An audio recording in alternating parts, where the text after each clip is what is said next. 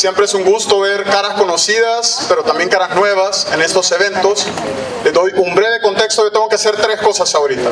Darles la bienvenida con una introducción, contarles un poco de la dinámica de hoy, que es muy especial a los otros 2040 que hemos tenido, y decirles cómo va a ser la parte de la participación. Y luego empezamos con nuestra primera ponente.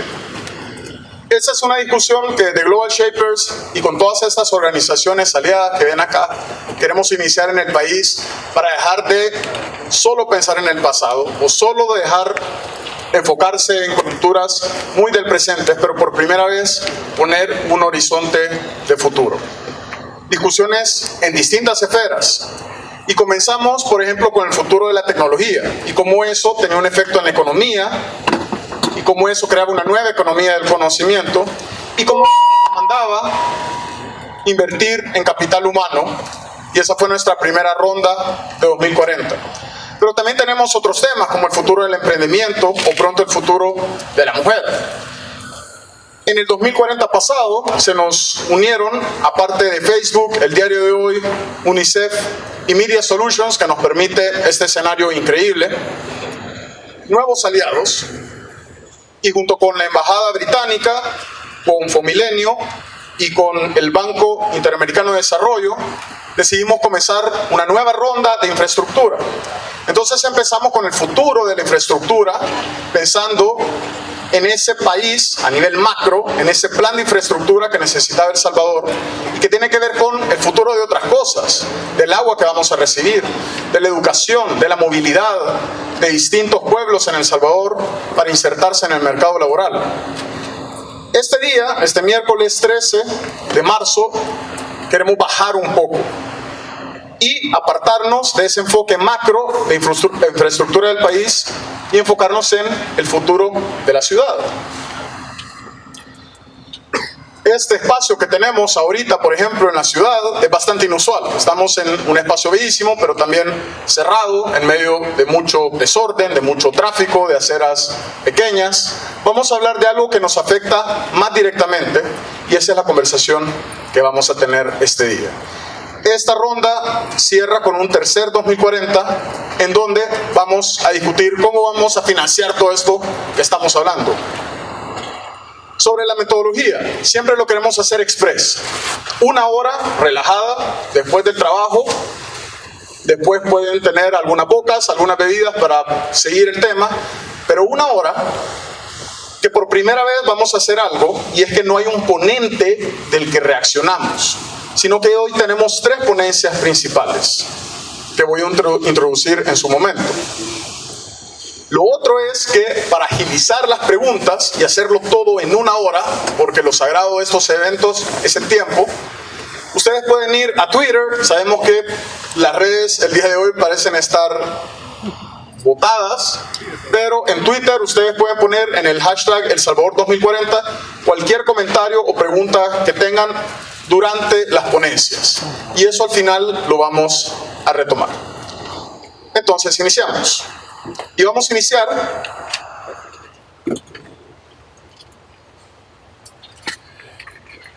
con Yolanda Bichara. Ella es directora ejecutiva de una de las oficinas más importantes en este tema, que es la encargada de la planificación en el área metropolitana de San Salvador, o PAMS, y es una experta en planificación urbana, en arquitectura urbana y en urbanismo. Así que aquí me callo y le doy la palabra. Bienvenida, Yolanda, gracias por su tiempo, y es suyo el micrófono.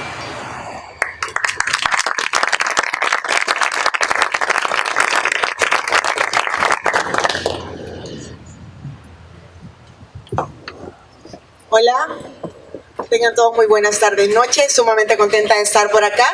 Pues sí, como dijeron, estoy en la dirección ejecutiva de la Oficina de Planificación del Área Metropolitana de San Salvador, y ya casi que voy a cumplir 5 años, pero yo estoy segura de que estoy durando en ese puesto porque me encanta identificar las utopías.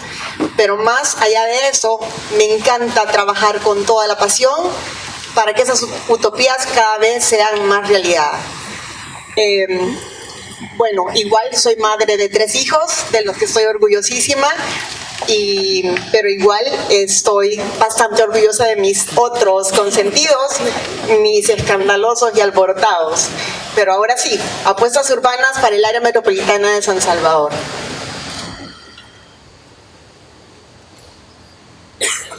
Vamos a hablar de que el área metropolitana de San Salvador es una ciudad de contrastes. Vimos unas fotos espectaculares, pero igualmente estamos advirtiendo que, si bien es cierto, es el principal motor y centro direccional político del Gran San Salvador, que está conformado por 14 municipios y que tiene cerca de 1.800.000 habitantes, que se genera en este sector del país el 33% del PIB, que además de todo acá se instala el 59% de la población ocupada del país, que además están instalados el 40% de los establecimientos económicos y que tenemos una extensión de 610 kilómetros cuadrados.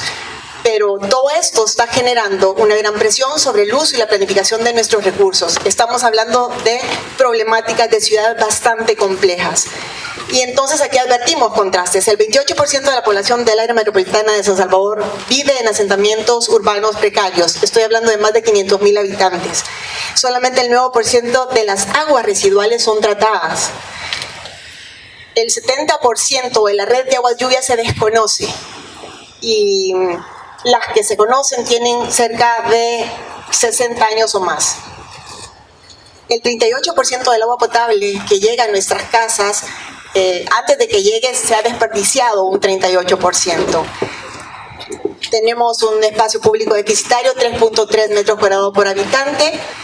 Tenemos un parque vehicular con tendencia de crecer 2.5 veces más al 2030 si no hacemos nada, que supera los 400.000 vehículos. Entre 8 y 10 es el promedio de edificaciones de valor histórico-cultural que se pierden en el centro histórico de San Salvador. Interesantísimo también advertir que el 76% de la vivienda que se genera en el área metropolitana de San Salvador es para las familias que tienen ingresos iguales o superiores a $2.500, pero que sin embargo el 85% de las familias tienen ingresos menores a $1.000.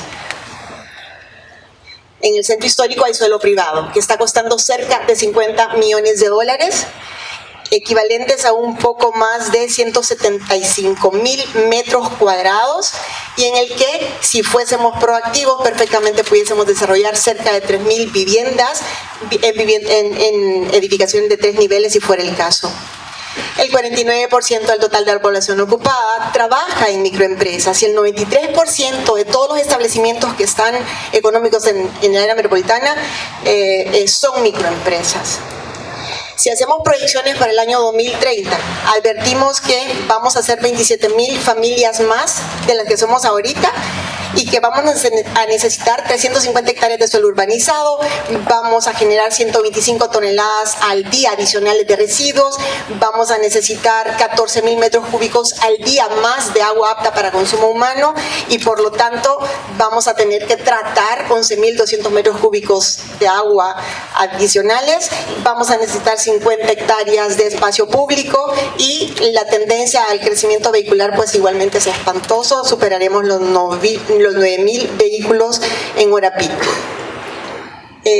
Pero todo esto, de alguna manera, desde la Oficina de Planificación del Área Metropolitana de San Salvador y los 14 alcaldes que conforman su cuerpo directivo, pues estamos apostándole a desarrollar procesos y herramientas innovadoras. ¿Para qué? Pues para elevar la prosperidad de las ciudades y con esto nos terminamos de enmarcar en los objetivos del desarrollo del milenio, en la nueva Agenda Urbana de Hábitat 3, en las contribuciones nacionalmente determinadas que son asumidas como país, como compromisos mundiales a partir de la COP21 y COP22 y entonces estamos hablando de ciudades resilientes, compactas, equitativas, participativas. Con esto de los instrumentos innovadores y procesos innovadores estamos hablando de que fuimos capaces como institucionalidad metropolitana de generar y construir con muchos el esquema director y su normativa, que estuvo entrando en vigencia en el año 2017 y que de lo que se trata es de propiciar una ciudad más densa, más compacta, ojalá ojalá en altura para no expandir tanto la mancha urbana.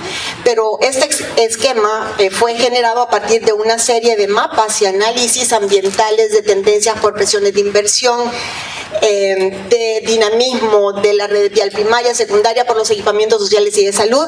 Y al final del cuento tuvimos 9 mapas normativos, pero el principal es en donde se dice qué cantidades del área metropolitana de San Salvador equivalen a suelo urbano, rural, no urbanizable, y de alguna manera este mapa nos dice que tenemos cerca de un 67.2% de suelo que es no urbanizable y suelo rural, lo cual el mito de que estamos en una plancha de concreto no es del todo cierto. Igualmente, el otro de los mapas nos dice qué se puede y qué no se puede hacer en esos sectores. Pero todos estos análisis también nos llevaron a poder identificar sectores con fuertes presiones por transformarse, principalmente a lo largo del Paseo General Escalón, la Roosevelt, la Rubén Darío. Y aquí identificamos al sector oriente, el sector de la Tiendona y Exterminal, que es un sector clave, igualmente el centro histórico. Hay otro sector que también ha sido identificado, como la colonia Flor Blanca, gracias a la inversión que se está teniendo en el Parque Cuscatlán, y luego la colonia Escalón, la colonia San Benito, que es donde están presionando por desarrollar todas esas torres. Pueden ser transformados integralmente estos sectores y la ciudad misma, pues con el compromiso asumido por todos, no como sujetos de derechos, sino también de obligaciones, sin duda que sí lo logramos. Y entonces vamos a hablar del sector 1, el centro histórico. La revitalización del centro histórico es un ejercicio que se ha comenzado a vivir y que está sumamente interesante, pero tenemos que partir de decir qué estamos encontrando en el centro histórico. En el centro histórico estamos encontrando plazas fundacionales, estamos encontrando vivienda, comercio, más de 700 inmuebles con valor cultural, el 90% de las rutas de buses que pasan por ahí, hay infraestructura, hay equipamiento de educación, salud, hospitales, universidades, hay 5 mercados y más de 15 kilómetros de vías invadidas por el sector de ventas por cuenta propia, que suman alrededor de 5.000 o un poco más.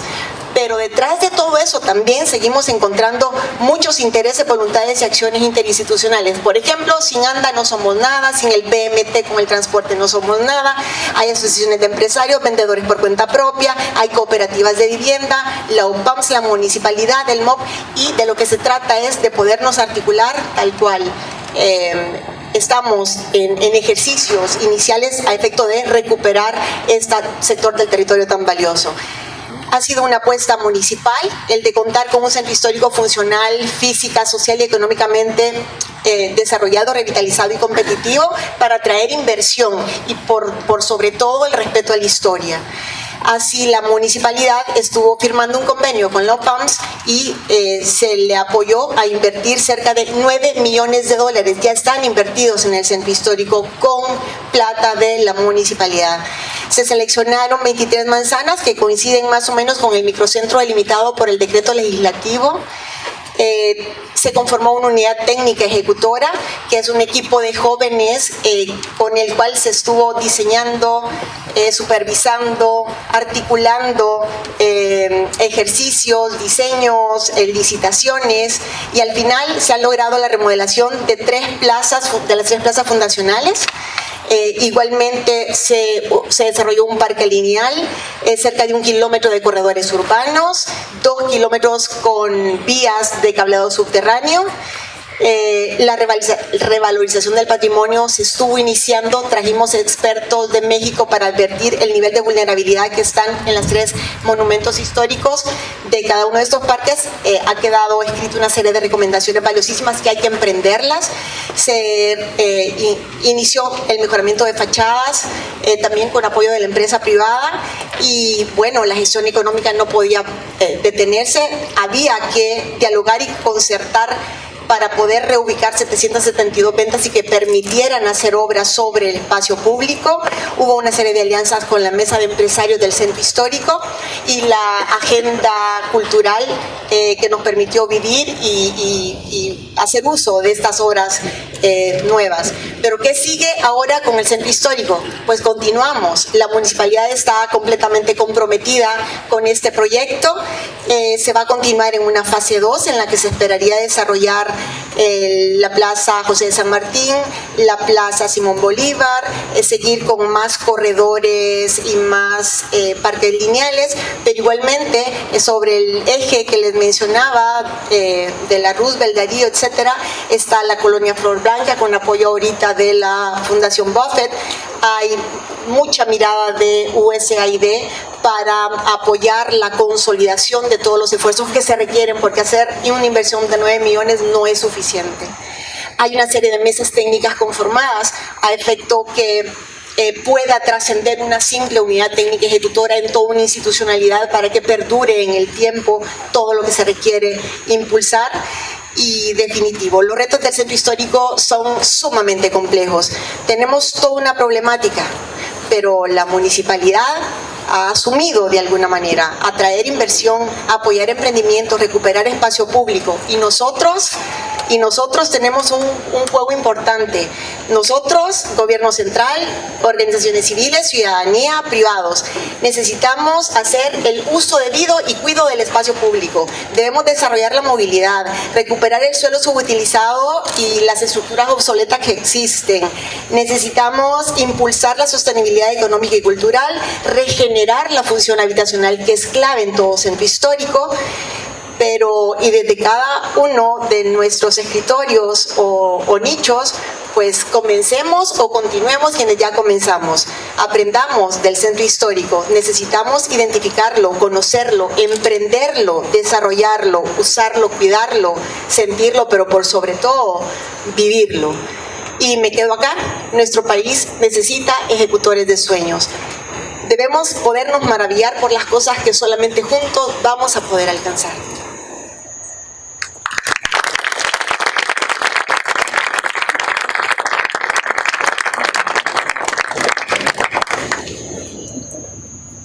Gracias, Yolanda. Queríamos empezar con más o menos entender qué era una ciudad, y creo que los retos, pero también las buenas experiencias que se ha tenido aquí en El Salvador, en el área urbana más importante del país, es una contribución importante al debate. Siempre nos quedamos con, bueno, ¿qué podemos hacer? Entonces lo queremos bajar aún más, y aquí es donde entra nuestro amigo Luis Bonilla, que es un economista inmerso en la Academia de Estudios de Política Social en América Latina, y también es director de Techo Internacional, que nos va a contar las buenas prácticas que hay afuera desde el ángulo ciudadano. Es decir, en este mapa bastante grande y abrumante que nos muestra Yolanda, que requiere de bastantes años, también hay un componente ciudadano que se complementa con los otros actores. Y por eso le doy la palabra ahora a Luis. Gracias, Luis.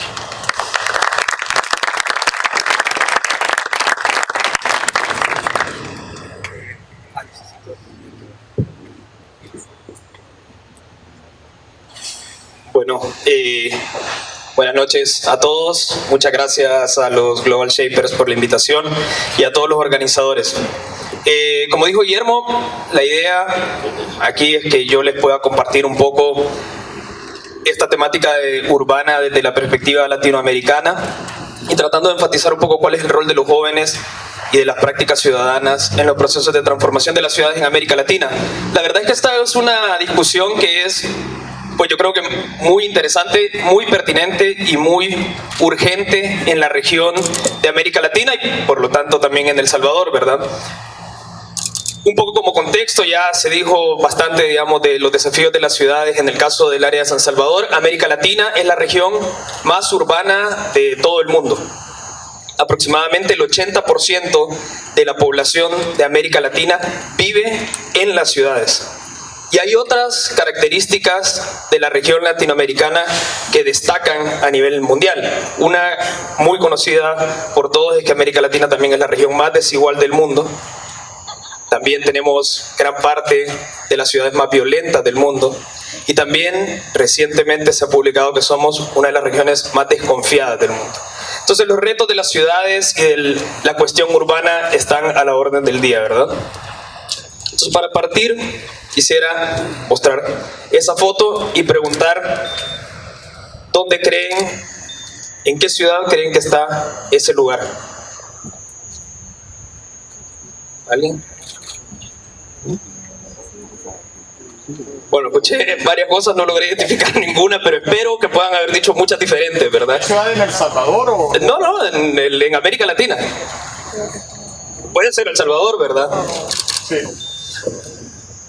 La verdad es que podría ser cualquier ciudad de América Latina. De hecho, esto podría ser algo que está pasando a menos de 2 kilómetros de distancia de donde estamos acá, ¿verdad? Y esta es la situación en la que viven aproximadamente 104 millones de personas en América Latina. Eso quiere decir 1 de cada 5 de las personas que viven en esta región. Y yo les quiero contar una historia, que es la historia de Nicol. Nicol es un barrio que está situado en el Partido de la Matanza, en la ciudad de Buenos Aires. A mí me tocó conocerlo hace ya bastantes años y visitarlo y trabajar con la familia de Nicol. Y les quería contar la historia. Este es un barrio bastante parecido a esto que mostré en la foto y a todos los que muchos de ustedes han de haber conocido, pero la historia capaz más representativa en este caso, o que digamos diferencia a Nicol, es el nombre. ¿Por qué creen que se llama Nicol? Bueno, le pueden decir por qué se llama Nicol. Se llama, porque no, alguien lo dijo ahí, no tiene ni colegio ni colectivo. Entonces, porque es una comunidad donde no llega la educación, no llega el colectivo, que es el transporte público, no llega la salud, no llegan muchos de los derechos sociales en lo que consiste vivir en una ciudad. Se dice que estos son espacios de ciudad sin carácter de urbanización. ¿Alguien? No corre la... Listo. Ahí está. Eso. Y estos son espacios, como les decía, que son generalizados en toda América Latina, ¿verdad? Y donde no son espacios pequeños, son a veces grandes proporciones de la ciudad donde nos podemos preguntar, bueno, ¿y dónde está el Estado? ¿Y dónde está el mercado? La clásica discusión, ¿verdad?, de las políticas públicas en América Latina, ¿verdad? Si tanto Estado, tanto mercado. Bueno, en estos lugares la debilidad de las políticas públicas hace que sean inexistentes para la gestión estatal, y la exclusión de las prácticas de mercado hace que sean ignorados por muchas dinámicas del comercio. Y ese es el resultado de esto. Pero ¿qué es lo que emerge de eso? Y esa es la experiencia que nosotros hemos desarrollado en Techo, trabajando en más de 1000 comunidades en 65 ciudades de América Latina, que es que ahí es donde emerge lo social. Lo social entendido como la práctica de la ciudadanía por transformar con nuestras herramientas, con nuestras manos, con nuestras ideas, con nuestros esfuerzos, las ciudades, y de, como dice aquí Teolinda Bolívar, de desarrollar la descomunal hazaña de construir ciudad. Y ahí nosotros, y me pidieron que les contara algunos casos que hemos ido relevando y que a mí me ha tocado conocer personalmente también en todos estos años, de jóvenes que se han embarcado en este desafío de la descomunal tarea de construir ciudad, y que responden a ese desafío que plantea Nicol, que es que muchas veces los espacios urbanos no tienen ni ciclovías, ni reciclaje, ni transporte público, y que muchas veces están ignorados por estas dinámicas de la ciudad. Y aquí hay algunos casos. Este es un caso de Argentina, donde todo, creo yo, que comienza con una pregunta que un grupo de jóvenes, y así comenzó el Techo también, con una pregunta que un grupo de jóvenes se hizo en algún momento y que decidió poner en práctica, y que dijeron, ¿cómo podemos conocer la realidad de las comunidades? Este es un caso de un proyecto que hicimos Techo con UNICEF en Argentina, que se llama Las Voces de los Adolescentes en Vías y Asentamientos de Buenos Aires. Solo para ponerles un ejemplo, según Naciones Unidas, Chile es el país que tiene el mejor sistema estadístico de toda la región. El 40% de los asentamientos informales en Chile no están incluidos en las estadísticas oficiales, y eso que es el que tiene el mejor nivel de estadística. Entonces, aquí lo que nosotros tratamos de hacer es, junto con jóvenes y adolescentes, relevar las problemáticas, las ideas, las experiencias de los asentamientos informales, para ponerlas a disposición de las políticas públicas, para implementar una de las políticas públicas en sectores prioritarios como son la niñez, y la infancia y la adolescencia. tenemos otro caso. Este es un caso de Guatemala que, bueno, después vamos a profundizar en el tema de Guatemala, pero no quería dejarlo pasar. Este es un caso que se llama Espantacacos, que, bueno, como saben, digamos, Centroamérica es de las regiones más peligrosas y nuestras ciudades no son la excepción sobre eso. Y esta es una aplicación que lo que busca es que ciudadanamente, tipo, yo diría, y capaz después me regañan por decirlo así, pero diría que es como un Waze ciudadano, tal vez, que es de irnos alertando dónde hay zonas de peligro, dónde hay riesgo, dónde hay que ir en conjunto construyendo ese mapa de violencia de las ciudades para poder ir previniendo los actos de violencia. ¿Qué es lo que tienen en común estas experiencias y las otras que les voy a contar?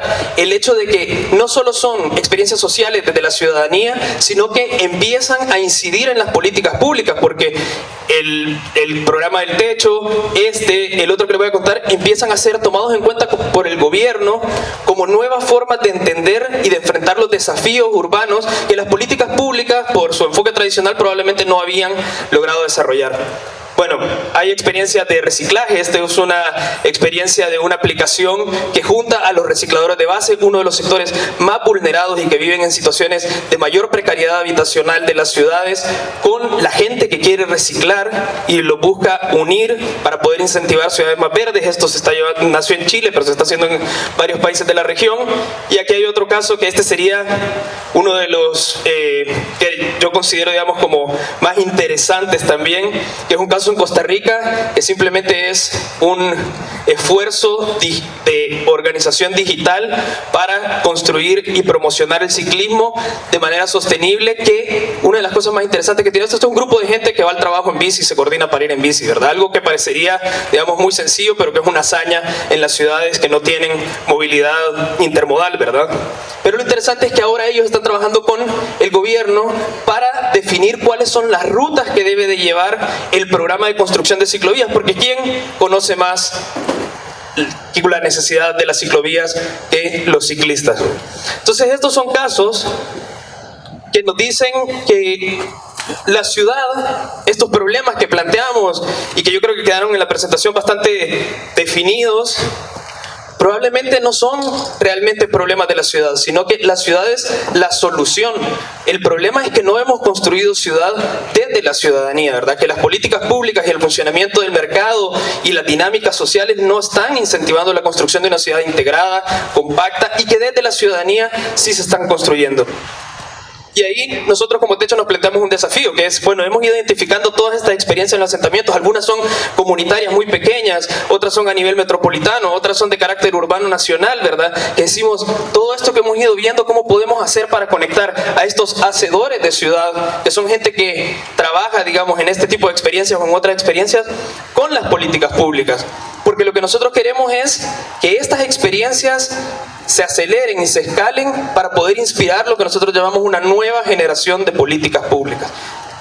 Y ahí lanzamos esta campaña que se llama, la lanzamos el año pasado, que se llama Ciudades por Jóvenes, que tiene, digamos, estos principios, que es juntar jóvenes en América Latina para hablar sobre las ciudades, tipo lo que estamos haciendo nosotros, tal vez no con un expositor tan formal como lo estoy haciendo yo, pero sí para discutir y debatir sobre las ciudades, que ese es un acto relativamente revolucionario, ¿verdad?, en las ciudades latinoamericanas ahora.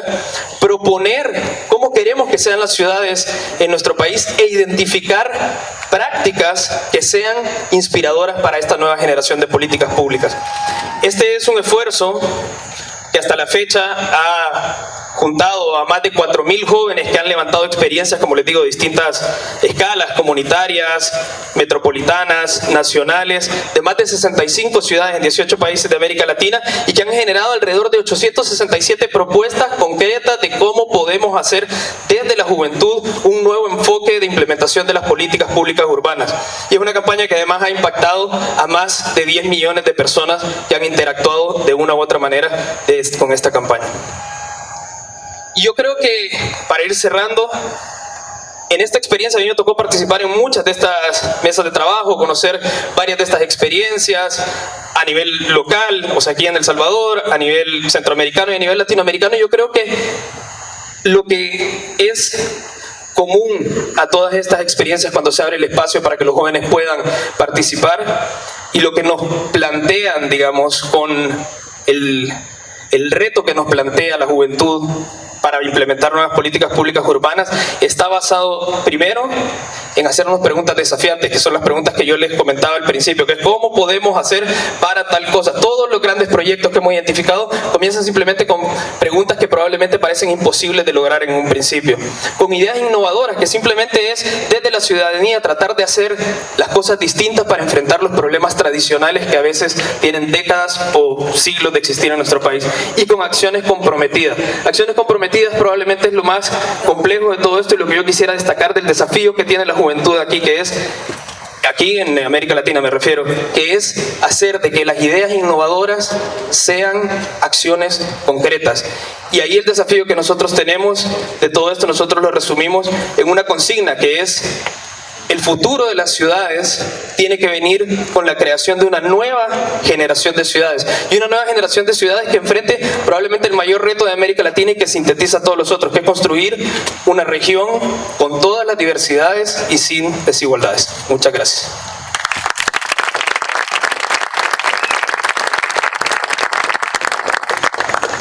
Gracias, Luis. Ya tuvimos aquí dos enfoques. Uno es un caso exitoso desde el servicio público, desde la OPAMS, que nos contaba y que lidera Yolanda. Otro es en distintas ciudades de América Latina, cómo los jóvenes impulsan procesos de innovación.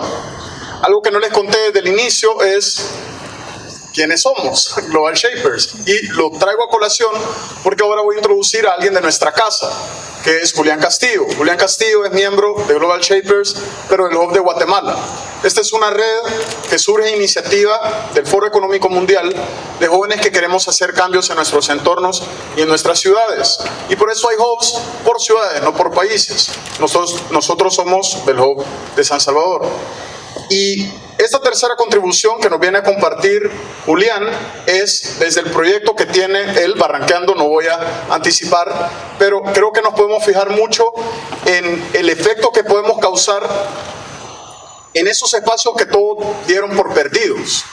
Algunas de las fotografías que nos mostraba Luis que se pueden transformar, algunas de las fotografías que ya se están transformando en el área metropolitana de San Salvador, pero también están eso que hay en Guatemala y que también aquí lo tenemos por nuestra geografía, que son los barrancos. Así que no anticipo más. Por favor, Julián.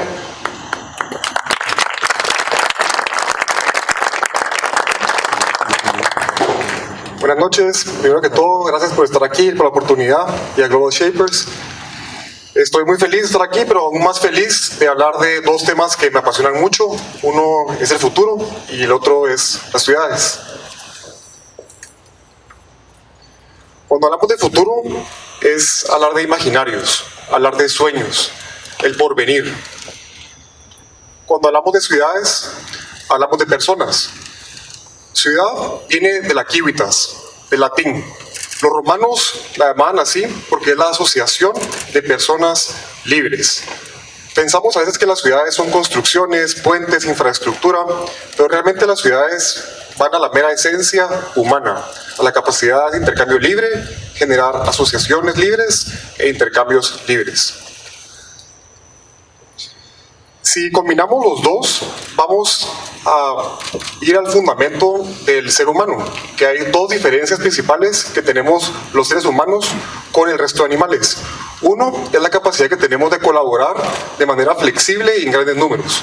La otra diferencia principal es la capacidad que tenemos de imaginar, crear sueños, crear historias. Si mezclamos las dos, ¿qué tipo de ecosistemas de vida podemos formar?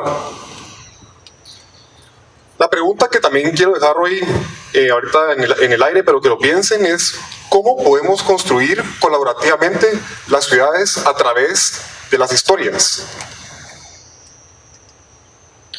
Quiero compartirles un poquito del contexto de Guatemala. Este está un poco más alejado. Aquí vemos no solo la ciudad de Guatemala, sino que la metrópolis e incluso departamentos que están aledaños. Vemos que estamos rodeados de volcanes, de ríos, montañas, barrancos que se interconectan. Aquí las barreras políticas no cumplen esa función, sino que la naturaleza misma es la que nos conecta. Si agarramos únicamente el municipio de la ciudad de Guatemala, del municipio de Guatemala, el 41.79% son barrancos. Casi la mitad del territorio está compuesto por barrancos. Estos barrancos no son solo depresiones o fallas geológicas, sino que también tienen cuerpos de agua como ríos, nacimientos, y este es un diagrama que muestra todos los ríos que están dentro de la ciudad. Cuesta verlos porque están en una parte inferior, pero estamos inmersos en agua. Lastimosamente, muchos de estos barrancos han sido usados para desarrollo informal de vivienda, han sido usados como basureros e incluso se han generado economías a partir de esto, de una manera bastante inhumana. Por lo mismo, esta problemática, empezamos a combinar un montón de esfuerzos de ciudadanía, de gente apasionada por temas de ciudad, pero también por temas humanos, y construimos en conjunto un movimiento que hoy le llamamos Barranqueando. Barranqueando es un movimiento ciudadano para la integración sostenible de los barrancos a la ciudad, al mejorar sus condiciones económicas, sociales y ambientales. Estamos construyendo una actitud. Barranquear es conocer a tu vecino, es mejorar tu entorno, es involucrarte con la ciudad. Y es la forma en la que vinculamos la historia en los ciudadanos y en el mejoramiento de los barrancos. Aún muchos barrancos quedan como áreas naturales, increíblemente diversas. Solo en este sector del barranco hemos identificado más de 35 especies de aves, y aún así hay un río que está contaminado que viene a pocos kilómetros de la montaña. Este específicamente está denominado para ser un parque que lastimosamente nunca se registró como parque, y ha sido un esfuerzo ciudadano en cómo utilizar espacios verdes para la recreación y para la contemplación de nuestro entorno. Los barrancos pueden tener un montón de funciones, y por eso es que aplicamos el tema de infraestructura verde. Una infraestructura verde es algo que provee servicios ecosistémicos para las personas, pero también potenciando la naturaleza misma. Pensamos que los barrancos pueden ser nodos y ejes de movilidad sostenible, como puentes ciclopeatonales, pueden ser bosques productivos para consumo de madera, pueden ser generadores de huertos, de comida, áreas para la recreación, para hacer actividades deportivas, incluso pueden ser reservas de biodiversidad, recolectores de agua, captadores de agua, generadores de energía. Es un sinfín de oportunidades y una gama de opciones que tenemos si empezamos a ser más conscientes del entorno y el contexto en el que vivimos. Ahora bien, ¿cómo podemos pasar de estas ideas a algo más aterrizado y práctico? Nos dimos cuenta que hay una metodología que se llama urbanismo táctico, y con esa metodología está inspirada en el emprendimiento, que es de ensayo y error. Procesos rápidos, livianos, que nos permiten experimentar y tener muchísimo que ganar. En esta metodología se construye, se mide y se aprende.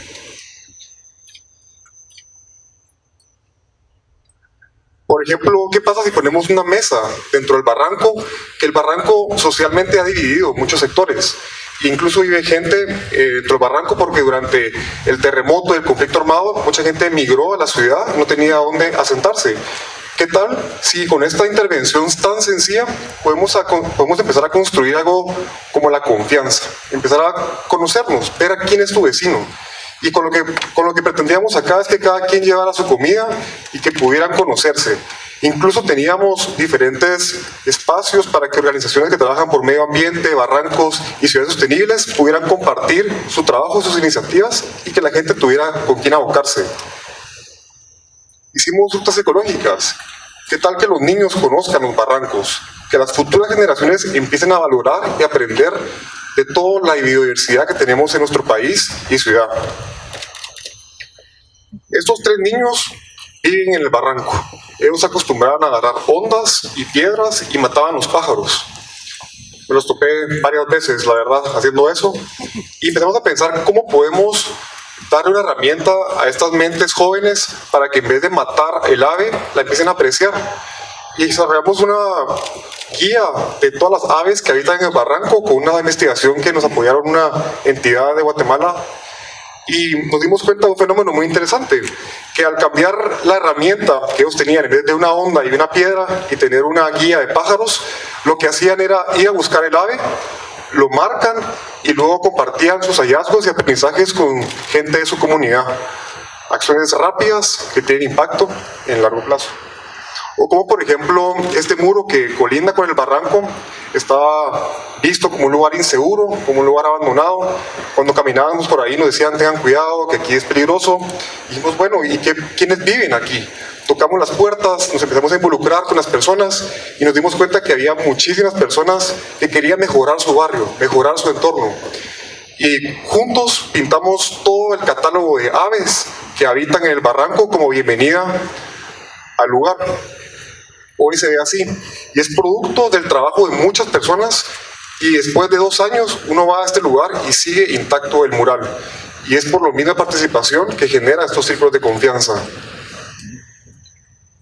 En este caso fuimos a Mixco, que es otro municipio de Guatemala, al norte, también lleno de barrancos. En este caso era un barranco que dividía 2 barrios, y para poder ir en carro de un punto al otro eran aproximadamente 45 minutos, caminando 15 minutos.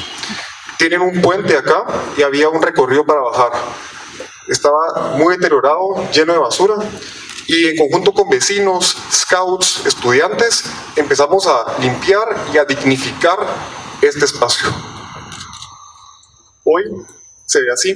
Y es que pintamos 2 guacamayas, que el barranco en sí se llama el Barranco de las Guacamayas. Y qué más simbólico que 2 guacamayas se estén viendo una frente a la otra como un símbolo de paz. Y el puente conecta estos 2 sectores. ¿Cómo podemos promover la movilidad sostenible de manera creativa y barata? ¿Qué tal si empezamos a involucrar también a la gente en el tema de tratamiento de desechos? No estamos muy lejos de los números que tú dijiste, del 5% de las aguas se tratan.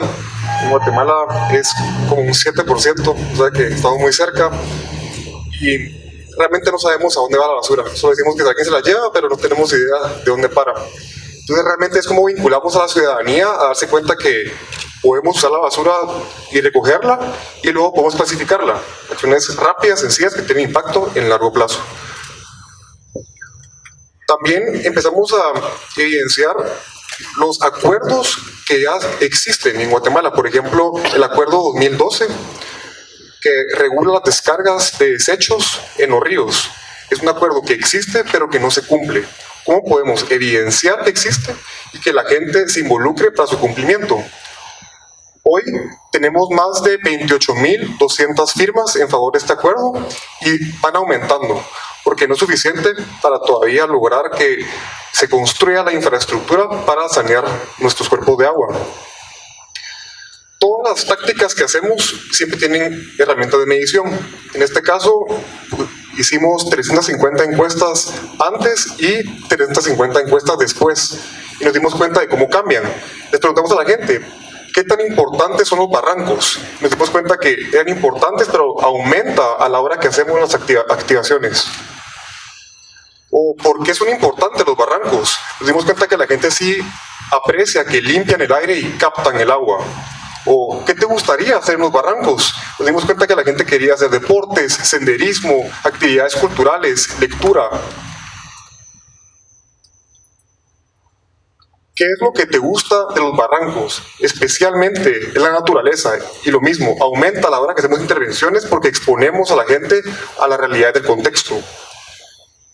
¿Y qué es lo que no te gusta de los barrancos? El principal motivo es la basura y la contaminación de las aguas.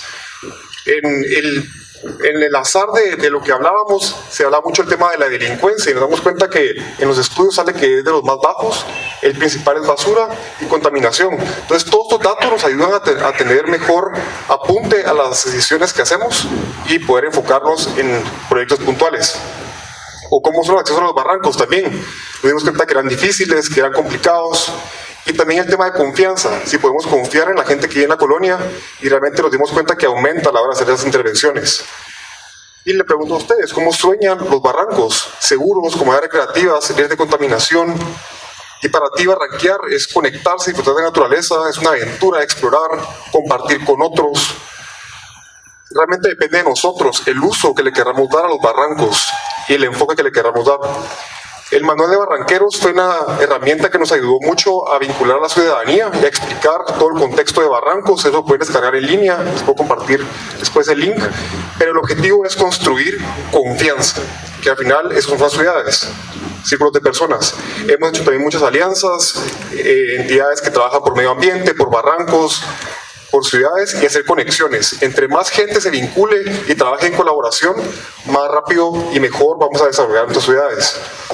Hoy estamos trabajando en el Festival del Agua, es del 20 al 24 de marzo, más que bienvenido, son 3 horas de recorrido, o sea que no hay excusa, para que se sumen a no solo evidenciar la belleza natural que tenemos en Guatemala y también en la región, sino también los problemas. Este es el Mar Caribe, de todos los desechos que vienen de Motagua y que paran en los arrecifes, especialmente en el arrecife mesoamericano, que es el segundo más importante del mundo. Huatitlán, que es la típica foto linda que vemos en las postales, y es la realidad que no vemos del mal tratamiento de desechos que tenemos justo al lado de los lagos más lindos del mundo. Estamos sensibilizando a las personas con diferentes imágenes y con datos para que se involucren. Y un poquito de la agenda, que va a ser súper variada: cultura, arte, corridas, bicicletas.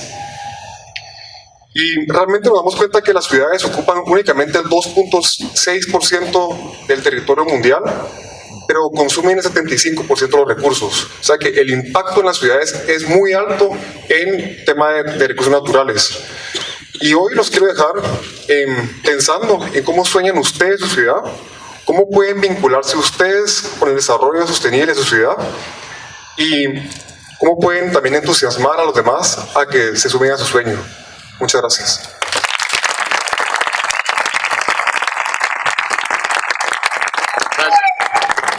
Gracias, Julián. Les voy a pedir a nuestros invitados que se paren unos segundos. Vamos a pasar aquí a la tarima. Recuerden, si quieren hacer alguna pregunta, vamos a iniciar leyendo los tweets que han colocado, que han escrito bajo el hashtag de El Salvador 2040. También tenemos a 2 personas. Una es Aida, ahí, y otra es Lule, acá. Si quieren hacer una pregunta, y si me pueden pasar un micrófono para el escenario.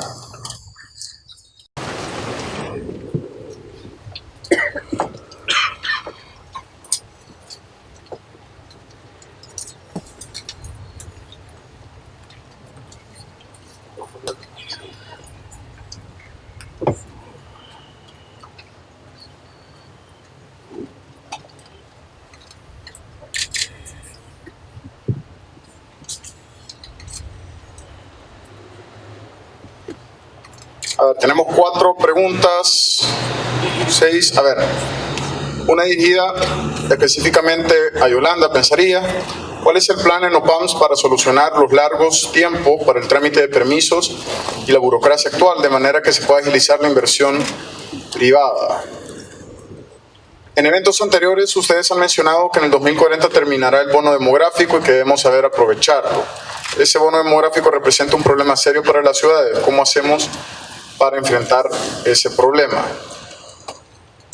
Me encanta la idea de Barranqueando, basados en las limitantes de espacio que sufrimos en las ciudades de Latinoamérica. Los barrancos pueden ser usados para unir a la comunidad y ser lugares de aprendizaje, energía renovable y sostenibilidad. Estos barrancos, quebradas, son propiedad de la municipalidad, algún otro ente gubernamental, o son propiedad privada. ¿Y cómo eso repercute a los proyectos que se pueden desarrollar? A ver, según nuestros tiempos tenemos 20 minutos, así que ¿por qué no hacemos una ronda de preguntas si las hay y después volvemos a nuestros ponentes? ¿Alguien quiere hacer alguna pregunta? Allá. Yo voy a ser el que cae mal acá. A los 15 segundos voy a decir ok, y eso quiere decir que a lo mucho tiene 15 segundos más, pero no se vale usar más de 30 segundos porque entonces participan menos.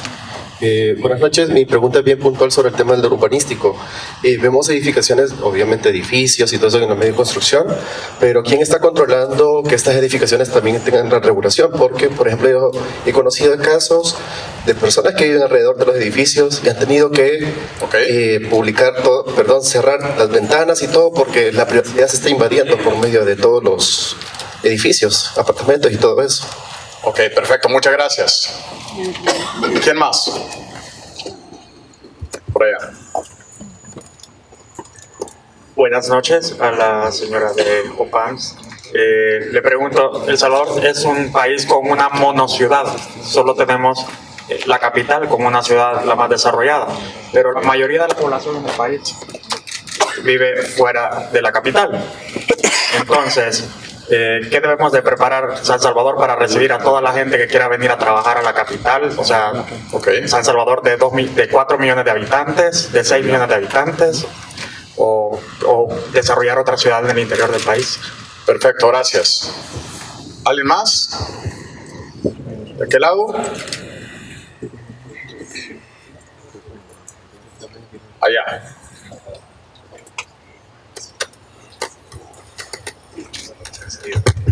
Hola, buenas noches. Muy puntualmente, en el área metropolitana de San Salvador, ¿qué se tiene que hacer? Es una pregunta de la ignorancia, pero con gran curiosidad ciudadana, para regular el tema de los parqueos en las calles. ¿Qué sectores hay que involucrar para que esto pueda avanzar? Gracias. Aquí adelante. Hola, para el economista específicamente, sabemos que si no se encarga el mercado, se tiene que encargar la política pública, pero también somos un país de derecha, bueno, de gobierno de izquierda, pero con muchos pensamientos de derecha, con influencias capitalistas. ¿Algún ejemplo exitoso de alguna política pública que no se haya tenido que meter el mercado, sino que solo el gobierno haya podido salir adelante con eso en la región? Perfecto, gracias. ¿Alguien más? No. Ok, creo que tenemos suficiente. No sé si empezamos con Yolanda, que ha recibido bastante.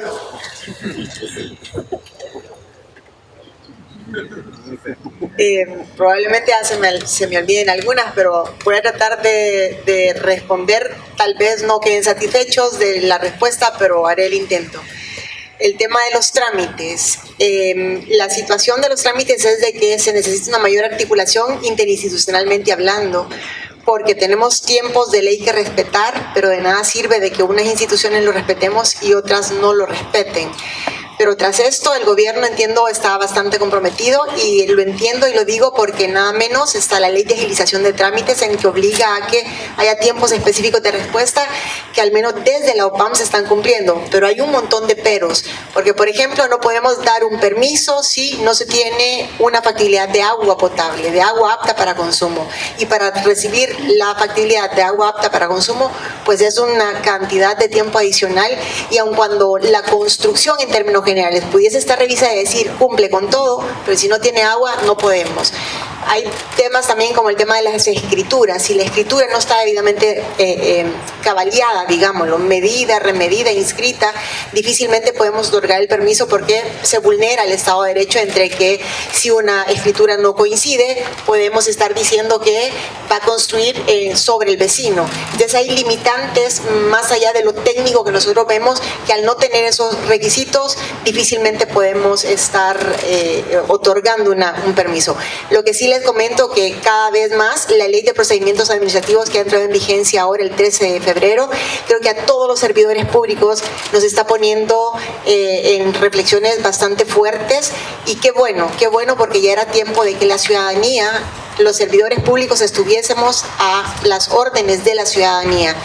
Y no al revés, como se ha estilado a lo largo de los tiempos. Yo me quedo aquí, podría seguir hablando más del tema de trámites. Ahora paso al tema de los estacionamientos. Eso a los estacionamientos despierta una cantidad de pasiones. A la OPAMS llegan algunos solicitándonos de que por favor no se les exija estacionamiento porque están, por ejemplo, en el centro histórico, o que están en un sector en donde la casa solo la van a transformar y no tiene más estacionamiento, y hay algunos otros que llegan bandeándonos porque nos dicen de que no se les exigió estacionamiento al de la par, o si no, que nos dicen, mire, a mí por qué me está exigiendo que tenga estacionamiento adentro si el de la par se parquean todos sobre la acera. A la base de todo, nosotros tenemos una norma de estacionamiento que cumplir, tratamos de ser flexibles en función de ciertos sectores territoriales que, por ejemplo, a un proyecto del centro histórico no se le va a exigir estacionamiento porque se trata de que se revitalice, pero también se trata de que vaya generándose una buena capacidad de estacionamientos privados. Entiendo que el negocio de los estacionamientos privados todavía no despunta, el tema de parquímetros, o sea, hay una serie de temas complementarios que la respuesta no es solo exigir más estacionamientos. Un estacionamiento está costando alrededor de $7,000 quizá construido, cuando perfectamente puede ser utilizado para otro espacio que el inmueble o el negocio necesite. Es decir, en todo esto se trata de buscar equilibrios. Tenemos una norma, pero también se reconoce que hay sectores en que no debería exigirse, pero por otro lado no se respeta el uso del espacio público. El espacio público para peatones principalmente. La ciudad es para vivir los ciudadanos, no para los carros. Por lo tanto, hay que repensar. Yo no sé si el que me la preguntó está a favor o en contra, pero les digo, para algunos somos odiados y para otros somos amados por este tipo de decisiones que se suelen tomar. Y cuando me dicen, al de la par no se lo exigieron, es que el de la par ni siquiera pidió permiso, y si pidió permiso, de seguro que presentó lo que presentó, no con el estacionamiento sobre la acera. Entonces ahí hay un montón de temas.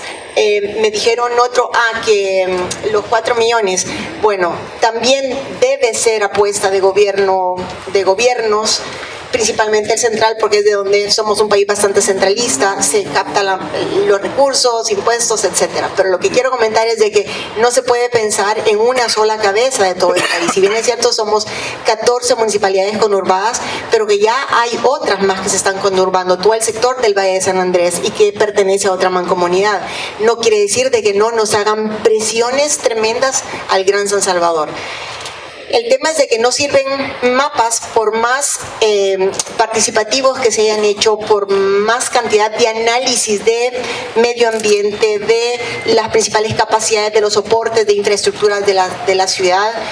Si no se tiene, si se generan mapas de uso de suelo con índices edificatorios de lo que se puede, que no se puede, hasta dónde se puede impermeabilizar. Pero ¿y a dónde quedan los temas sectoriales? ¿A dónde está que se planifica de la mano y se programa la inversión para agua potable, aguas negras, aguas lluvias, movilidad? El pensar que cada hijo nuestro necesita un carro, creo que no nos está llevando a la mejor ciudad. Se le debe de apostar a un buen sistema de movilidad, no necesariamente solo transporte colectivo adecuado, masivo, sino también pensar en la movilidad y en los desplazamientos blandos o no motorizados. Es decir, es todo un sistema de componentes. Por lo tanto, si no nos unimos, que es un poco lo que yo creo que estamos advirtiendo todos, si no hay sinergia, si hay polarización en que el gobierno central por un lado y los gobiernos municipales por otro, y a la base de todo que no tenemos un buen sistema de captación de fondos para gestionar obras de ciudad, porque no hay nadie que piense en espacio público ni que invierta en él. Y cuando se invierte, en este caso, ¿cómo se mantiene? Veamos el centro histórico. Hay hoy por hoy cerca de 9 millones invertidos y ya viene más plata de esta municipalidad que está titularizando fondos para invertir otro tanto semejante. Pero después de cada evento político, después de cada evento cultural, el centro histórico queda tremendamente deteriorado, de basura, de volardos arrancados, de árboles con ramas quebradas.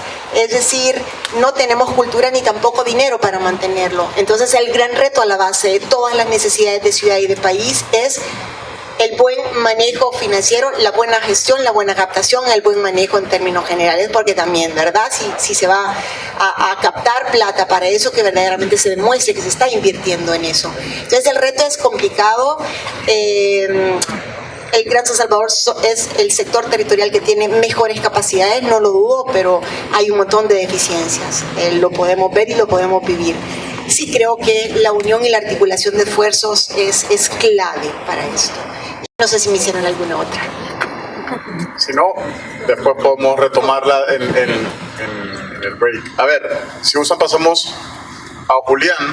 Hacían una pregunta sobre y gracias Yolanda por sintetizar todo eso de esa forma. Sé que es bastante complejo.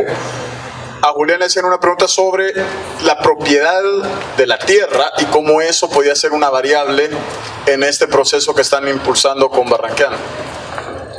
Todavía no hay como un número exacto de cantidad de tierra pública y privada, porque todavía hay tierras que no están registradas al 100%. Entonces, pero está un número como 80% privado y 20% público. En ese sentido, hay que también denotar de que hay una regulación que se llama el POT, que es el Plan de Ordenamiento Territorial, que designa los barrancos como G0, o sea que son áreas no construibles. Entonces, aunque sea área privada, no se puede construir, y la idea es incentivar a los desarrolladores privados de que puedan fomentar la regeneración ambiental de estos sectores y que ayuden con los servicios ecosistémicos a las áreas desarrolladas, por ejemplo, las laderas altas o la parte plana, por así decirlo. Entonces puedes tener un parque o puedes tener la parte del agua o energía. Entonces ahí es donde se haría esa mezcla entre inversión privada y un beneficio para la naturaleza y para las personas. Y iba basada más que todo en la propiedad de la tierra, ¿verdad? La pregunta. Sí. Ok, perfecto. A ver, Yo tenía una bastante difícil, creo. como economista, te Ajá. preguntaba. A ver, Bueno, o sea, la verdad es que yo creo que voy a tratar de ser lo más sintético posible, pero podría ser una respuesta muy larga, así que ahí me controlas. Para poner un poco en contexto de la pregunta y sobre algunas cosas que se dijeron antes, o sea, en general yo creo que los problemas de San Salvador pueden relacionarse mucho con problemas que están teniendo otras ciudades de América Latina, ¿verdad? O sea, por ejemplo, el tema de la juventud. Actualmente en toda la región nunca en la historia había habido tantos jóvenes como hay en este momento. Otra de las características que hay es la importancia de la ciudad capital o la ciudad primada en todos los países de la región. Eso también es un fenómeno del urbanismo latinoamericano.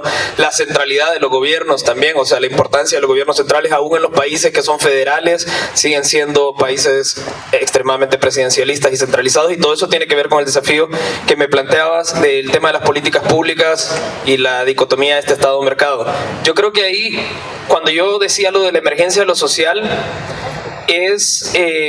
lo planteaba como la idea de en el caso de las comunidades que viven en asentamientos informales, es prácticas que surgen ante la ausencia de ambas cosas y que a su vez, o sea, tratan de generar iniciativas que les permiten subsistir, resistir, ¿verdad? O sea, resistir las tendencias que hacen que se vayan de la ciudad, ¿verdad? O sea, hay muchas tendencias expulsoras de la ciudad y son prácticas de subsistencia, de resistencia y prácticas también de transformación de la ciudad, de nuevas formas de hacer las cosas.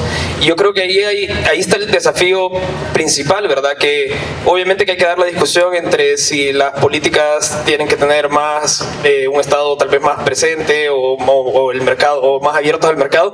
Si nosotros lo vemos en el tema de la política de vivienda, específicamente en América Latina, aunque en algún momento se intentó más una política más estatal y después pasó todo este proceso de liberalización y la política de vivienda se ultraliberalizó, si lo vemos en el resultado final, ambas tendencias tan extremas han tenido prácticamente los mismos resultados, que son casas de mala calidad, de viviendas sociales estamos hablando, ¿verdad? O sea, casas de mala calidad, de mala materialidad, de poco espacio público, mal ubicada, con dificultad para garantizar la tenencia de la tierra, y son los que han generado este tipo de problemas. Entonces yo creo que el desafío más bien es pensar, y juntándolo con lo que comentaban del caso del gobierno, es una nueva gobernanza democrática de las ciudades basada en lo que nosotros llamamos el derecho a la ciudad, que es el derecho de la gente de habitar las ciudades y de transformar las ciudades según sus deseos, sus necesidades y sus aspiraciones, y a partir de eso construir lo que llamamos una nueva generación de políticas públicas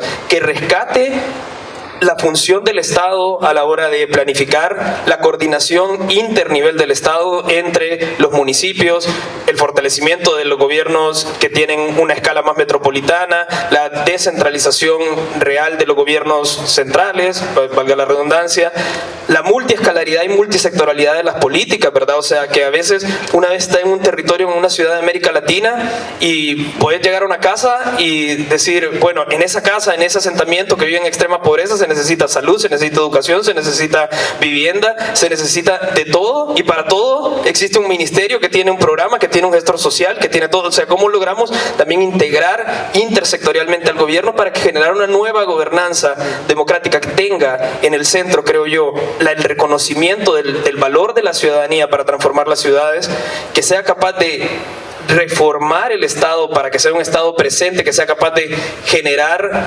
adaptaciones en las políticas públicas que respondan a cada situación, a la producción social del hábitat, que es lo que vemos acá, que es la gente construyendo sus propias casas? Solo para darles un dato, el 67% de la población de las viviendas en América Latina tienen algún nivel de autoconstrucción. O sea, la gente construye sus propias casas, pues, y eso debería de ser algo reconocido. Ya voy. Veo una mirada ahí. Debería ser algo reconocido por las políticas públicas. Las diferencias de formas de tenencia, ¿verdad? Pensar, digamos, en tenencias cooperativas, en tenencias individuales, tenencias colectivas, las diferencias de la oferta de vivienda social, ¿verdad? Que no tiene que ser solo en propiedad, que puede ser colectiva, que puede ser en alquiler, que puede ser, o sea, pensar, digamos, innovaciones en la reforma del Estado, y que eso definitivamente tiene que incluir la inversión privada, ¿verdad? Para responder a problemáticas sociales. Eso sería, digamos, lo más sintético que puedo. Gracias, Luis. Nos estamos acercando al cierre. Siempre nos quedamos con más ganas de seguir y a veces es un poco triste cerrar, pero nuestro formato, que sí, al que le somos fieles, es tener un expreso, ¿verdad? Y poder seguir la conversación precisamente después de una forma más informal. Hagamos una dinámica de cierre, y es... Yolanda se acordó de una pregunta que no contestó. Ok, hagamos esto, tratemos de hacer un cierre al tweet de 280 caracteres, incluyendo con esa síntesis que tiene Yolanda de abordar esa pregunta quizá. Y solo quiero leer un par de tweets que también son muy pertinentes al cierre. Alguien dice: fuera de la infraestructura, la ciudad es sus ciudadanos. ¿Qué actitud como ciudadanos debemos desarrollar para lograr impactar en los problemas que los panelistas expusieron? Creo que es una pregunta bastante retórica que lleva bastantes reflexiones. Y también alguien dice: me pregunto cuáles son los planes para usar modelos de APPs para poder fomentar inversión en planes de megaestructuras tales como un metro, construcción de parqueos y recuperar centros históricos con las demás municipalidades que son parte de COAMS-OPAMS. Esto va a ser el siguiente El Salvador 2040, y lo queremos hacer cuando se vaya acercando el gobierno entrante, que hablemos del futuro de las finanzas públicas y de lo que hemos hablado desde septiembre para acá, de dónde va a salir el dinero. Así que me parece también una pregunta muy pertinente para el cierre. Así que empecemos, si gustan, en el mismo orden para cerrar esta edición de 2040. Pues no sé para cerrar qué decir, pero rapidito, alguien me preguntó algo que no tengo respuesta, y es de que qué hacer para que las torres que se están construyendo no interrumpan la privacidad de los vecinos. Pues aquí tenemos un gran dilema. Uno es, queremos seguir expandiendo la mancha urbana de nuestro territorio, aun a pesar de que es mínimo, o le apostamos a esas grandes gestiones de tener ciudades mucho más eficientes, más resilientes y vivir en altura. La apuesta mundial es la de vivir en altura. Nosotros apenas estamos despegando en estas presiones y tendencias, y lamentablemente solo se está llegando a un nicho de población que es el que menos vivienda demanda. Pero ese gran resto de población, podemos estar hablando de un 85% de la población que necesita habitación y que está viviendo con un déficit cualitativos impresionantes. Tenemos cerca de 4.000 hectáreas de suelo precario totalmente, y tenemos cerca de 600.000 habitantes viviendo en suelo precario, entre otros. Entonces, yo sí creo que tenemos que aprender a convivir de manera más densa, más compacta, teniendo ciudades más mixtas, que haya permanentemente ojos en la calle y no ciudades totalmente nocturnas, que no nos conozcamos unos vecinos con nosotros. El tema de seguridad es un tema transversal, a ese tema no tengo respuesta, sino más bien el unirnos todos y la conciencia de que necesitamos mejores ciudades de mayor calidad. La Plata es un gran reto, eso es una discusión importante. El tema de la economía, en la economía hay necesidades de mercado, que si bien es cierto son de mercado demandados por la población, pero que necesitan cierta dosis de subsidio, de lo contrario no se superan, y la vivienda es una de ellas. Lo único que hay que tener buenos subsidios, ¿verdad? Y la creatividad y la innovación en el tipo de subsidios que se deben de dar principalmente para los servicios básicos o para la vivienda, pues creo que son de los retos de país que tenemos, más allá de que si prevalece la izquierda o la derecha. Y unámonos todos. Yo sí creo que sabiendo usar, concientizándonos, conociendo, pues vamos a generar esa empatía y esa construcción colaborativa de las cosas que necesitamos para crecer y bueno, para construir sueños. Gracias, Yolanda. Julián. Pues algo que me gustaría dejar en la cabeza a la gente, de todos ustedes, es que las ciudades son personas y cada uno de ustedes tiene ideas, tiene experiencias y es un mundo, es súper complejo y por lo mismo es igualmente complejo el tema de ciudad. Entonces, la complejidad es bella. Hay un dicho que me encanta que es complexity is beautiful, y es cierto, si abordamos cada problemática que es compleja y tiene que uno identificar todos los factores que juegan, uno se da cuenta que es importante colaborar, y al colaborar es realmente que generamos ciudad. Eso diría. Perfecto, gracias. Luis.